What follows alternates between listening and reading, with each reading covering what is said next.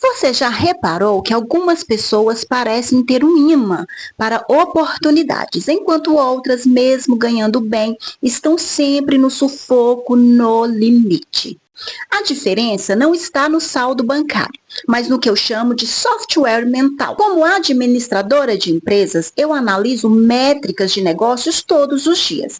Mas hoje eu quero te mostrar um estudo de caso histórico. O contraste entre o maior erro de gestão de patrimônio e a estratégia do homem mais rico que já passou pela Terra. Vamos decifrar por que a sua mentalidade é o seu maior ativo ou seu pior passivo. Eu sou Tuane, administradora de empresas, e aqui a gente fala de negócios, empreendedorismo e finanças com o pé no chão. Mas quem me acompanha sabe que eu tenho uma pegada diferente. Eu amo buscar na Bíblia os maiores exemplos de liderança e gestão que existem. Eu acredito que os princípios milenares são a base para o sucesso moderno. Por esse motivo, para ilustrar os conceitos de administração que vamos discutir hoje, eu escolhi dois personagens bíblicos que são verdadeiros opostos em termos de estratégia. Estou falando de Esaú e Salomão. Mas antes de mais nada, nós precisamos entender primeiro o que seria um ativo e um passivo.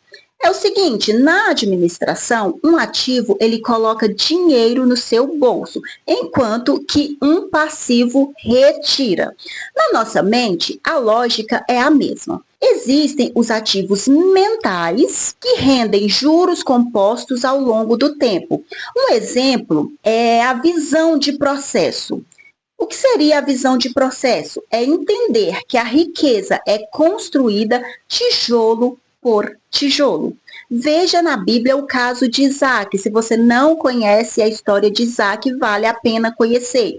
Isaac cavava poços em tempos de seca, enquanto que todos ali ao seu redor apenas reclamavam do sol quente. Então vemos que Isaac não buscava o milagre imediato, ele buscava o recurso estrutural, a fonte que daria retorno a longo prazo. Por outro lado, temos aí os passivos mentais. Lembra, passivo é o que retira. As dívidas emocionais que drenam sua energia são passivos emocionais. O pior deles é o que chamo de síndrome de Esaú. Quem sabe quem era Esaú na Bíblia? Esaú, ele era dono de uma primogenitura, um ativo vitalício, enquanto a vida dele durasse, de autoridade e bens. Mas em um momento de fome, ele trocou todo aquele patrimônio que ele tinha por um prato de lentilhas. Na administração, chamamos isso de custo de oportunidade mal calculado. Quantas vezes você troca o seu patrimônio de amanhã por um prazer momentâneo de 15 minutos hoje? Pense, isso é para você pensar, tá? O mercado está aí cheio de Esaús, vendendo o futuro por um boleto de ostentação, só para saciar uma fome emocional passageira. Para você, então, entender a verdadeira mentalidade de riqueza, precisamos olhar para o contraposto de quem foi Esaú. Estou falando então de Salomão. Precisamos olhar para Salomão na Bíblia, não apenas como um rei. Quando Salomão assume o poder, ele não pede capital de giro para Deus. Ele não pede ouro, ele pede somente sabedoria. Para nós, administradores, isso é o equivalente a investir em inteligência de mercado e governança. A estratégia de Salomão era extremamente avançada.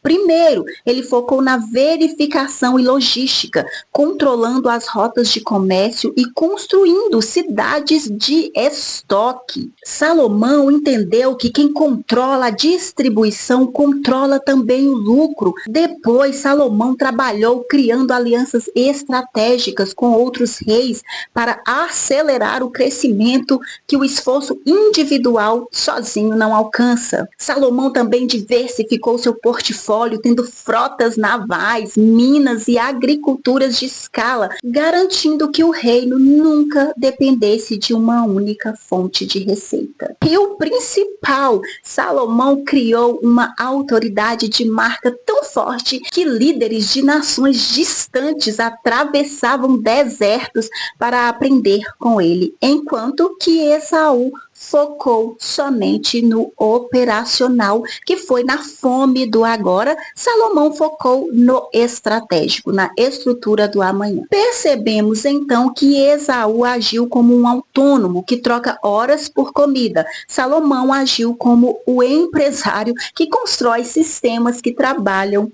por ele.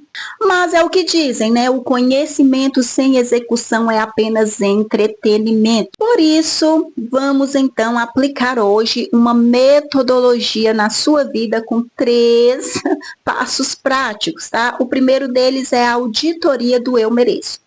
Para que você entenda, é o seguinte: durante os próximos 7 dias, você vai anotar cada centavo que sair do seu bolso, seja para o que for. Mas depois de fazer isso, você vai identificar qual foi o sentimento que estava por trás disso. Foi uma necessidade real que fez você gastar esse dinheiro ou foi um impulso de Esaú, tá? Lembre-se aí da história agora que eu contei, da história bíblica de Esaú. Então, quando você tirar o seu dinheirinho lá para gastar, lembre-se aí da história de Esaú e você vai anotar se foi um impulso de Esaú que te fez gastar aquele dinheiro ou se foi realmente uma necessidade. Por que que você vai fazer isso? Porque o eu mereço, quando você pensa assim, vou gastar porque eu mereço, é o maior destruidor de impérios.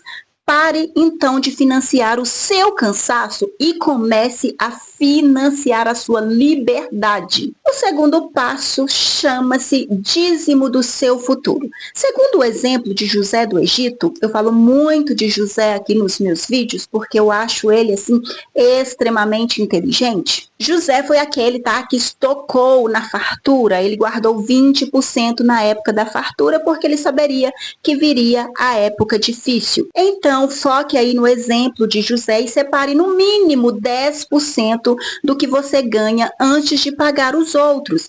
Porque se você paga todo mundo e espera sobrar para investir, você está dizendo que o lucro de todos os seus fornecedores é muito mais importante do que investir no seu patrimônio. E o terceiro passo eu chamo de a higiene do network. Avalie as 5 pessoas com quem você mais convive. Se elas só falam de problemas e escassez, elas estão te segurando na mesa de Esaú. Procure pessoas que falem de projetos e expansão. Lembre-se, se você é o mais sábio da mesa, você está na mesa errada. E para encerrar, eu quero deixar uma reflexão que pode ser um pouco desconfortável para você. É o seguinte, muitas vezes nós pedimos a Deus resultados de Salomão, mas mantemos a pressa e a impulsividade de Esaú.